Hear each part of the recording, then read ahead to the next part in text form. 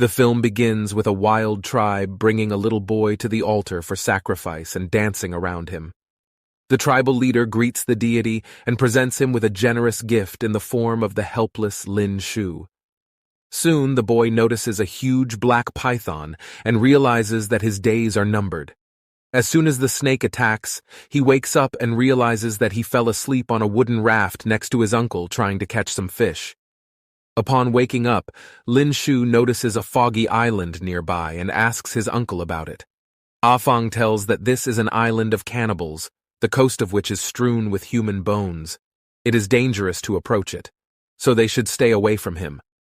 Trying to get a fishing net, the man does not realize that something huge and terrible is swimming under their raft.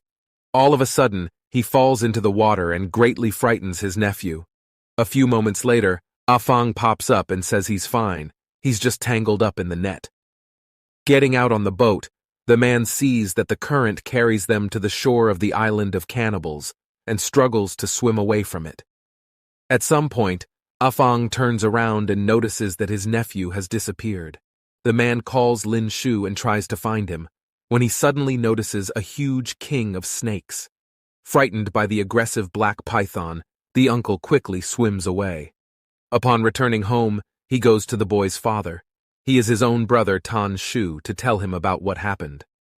Meanwhile, a lonely and lost boy explores the island of cannibals, oblivious to small snakes crawling nearby. At some point, the boy falls to the ground due to a stick that lay in his path and sees a huge snakeskin in front of him. Hearing a strange noise, Lin Shu turns around but sees no one. A moment later, a wild plant attacks him and drags him to his dungeon. Trapped in the root system, Lin Shu looks around and notices the gnawed human bones. Realizing that he is in trouble, the boy cries and screams, calling his parents for help. At some point, an unknown mucus drips onto his hand, and raising his head up, Lin Shu sees a royal flower ready to feast on a little boy. Afang and Tan Shu are about to go to the island of cannibals to find and save the boy. Treasure seekers led by Mr. Zhao agree to help them, who hope for easy money, because they heard that there are many valuable plants on that island. The elder of the village is against it, since there is a curse on the island that can destroy all life in the area. Tan Shu and his brother are not afraid of this, because the boy is in danger and he needs help. Zhao also sees no problem with them going to the island, as it is foolish to believe in fairy tales from past generations and curses that don't exist. In the late afternoon, the group arrives at Cannibal Island and begins searching for the missing Lin Shu. Zhao orders his subordinates to take a good look around and find valuable plants that can improve their financial situation. One of the group finds some snake eggs and brings them to Zhao. The boss is disappointed with his wards, because no one needs them.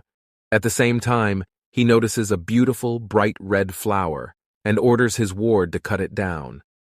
As soon as the assistant begins to wield a pickaxe, a black snake appears on the spot and takes his life. The group hears the guy's last scream and realizes that something has happened to him. Meanwhile, Lin Shu's mother notices the boy's shoes, confirming his stay on the island. The Snake King attacks the group and they flee. At some point, they get attacked by a living plant and dragged underground. Once in a terrible place, they hear the call of the boy and run to his aid. Meanwhile, Zhao and his assistants see the bones of people, from which aggressive snakes begin to crawl out. They attack the group and force them to flee from here as soon as possible. The easy prey seekers and Lin Shu's family flee. Before climbing out, Lin Shu stops and grabs one snake egg, stuffing it into his bag. At the top, the argument ends as the boy's mother and later Zhao pass out due to the snake bites. Upon returning to their native village, the group asks the doctor to help the victims, but he is powerless. The elder is angry, because he warned about the possible consequences.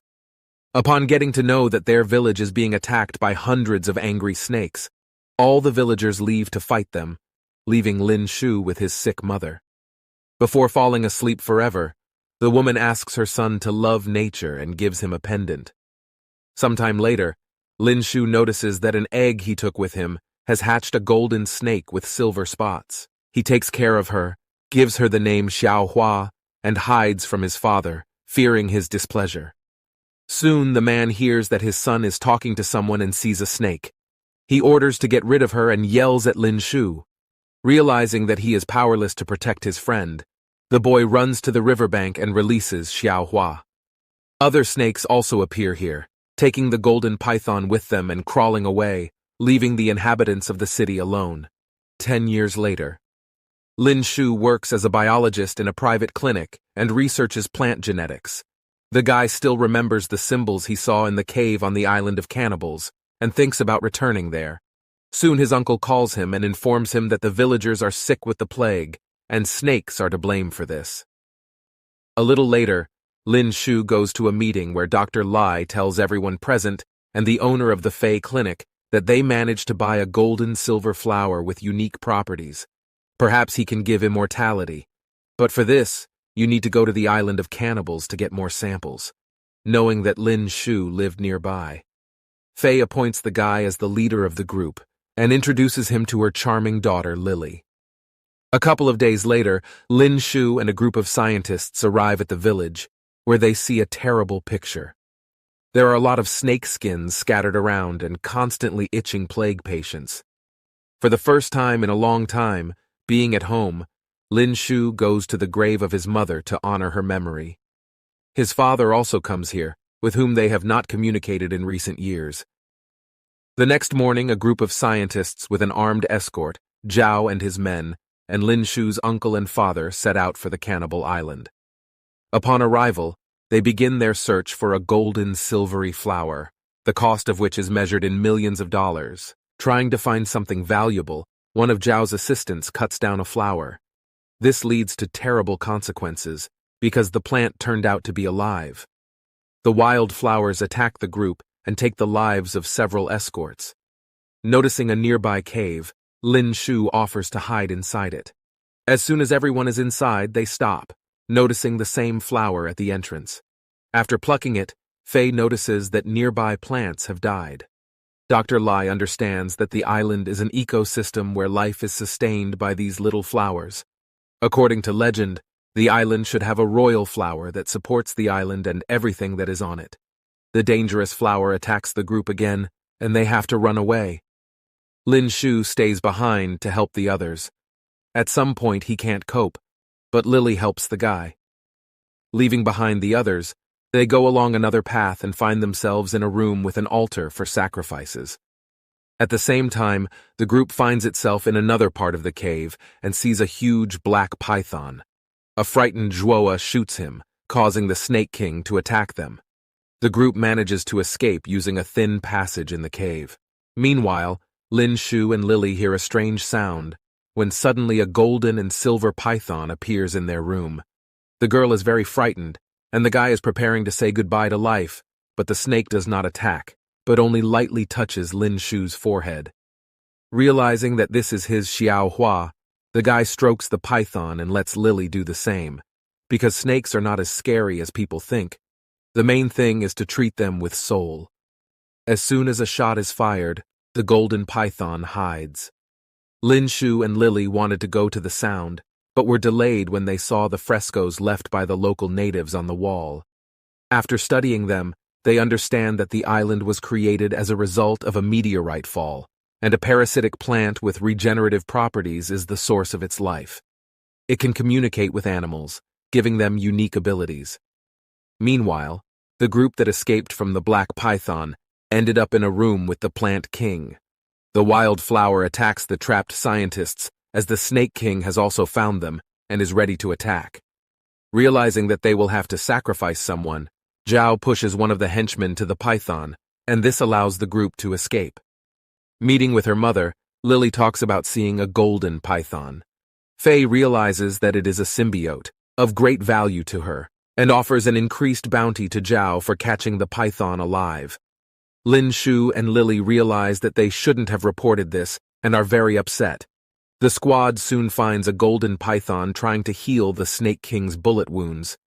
Seeing the golden scale fall off, Lin Shu realizes that his Sao Hua is a symbiote of a snake and plants with healing properties. Fei demands to capture the golden serpent at any cost and does not intend to listen to her impudent daughter, who received her in the face. The group attacks the pythons, but the golden serpent manages to escape. The Snake King rebuffs the offenders and severely punishes them for penetrating their lands. At some point, Lin Shu also gets under the distribution, whom the black python bites on the neck. Father and uncle stand up for the unfortunate guy and attack the snake. Wounded Lin Shu is about to fall asleep forever, but Xiao crawls to his aid. Hua heals an old friend with just one touch. Zhao seizes the moment and hits the snake in the head with a rifle butt, knocking him unconscious.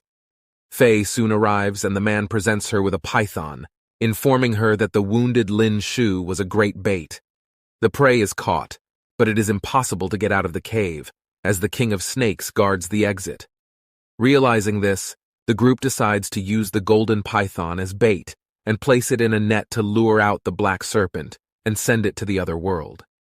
The plan quickly goes awry as the huge python proves to be stronger and makes short work of the armed members of the group with little trouble. Lily sees that her mother also got it and tries to help her by shooting the King of Snakes with a crossbow. The black python attacks the girl, but Lin Shu saves her at the last moment. Having missed, the King of Snakes attacks the royal plant and, entangled in its roots, destroys it. Lin Shu and Lily are the first to get out of the cave and find two golden-silver flowers. The scientist realizes that they can be used to heal the people living in his village and hides the plant in his pocket. Soon, the other members of the group also get out, with Lin Shu's uncle and father remaining in the cave. Zhao proposes to get rid of the golden snake and save only its blood.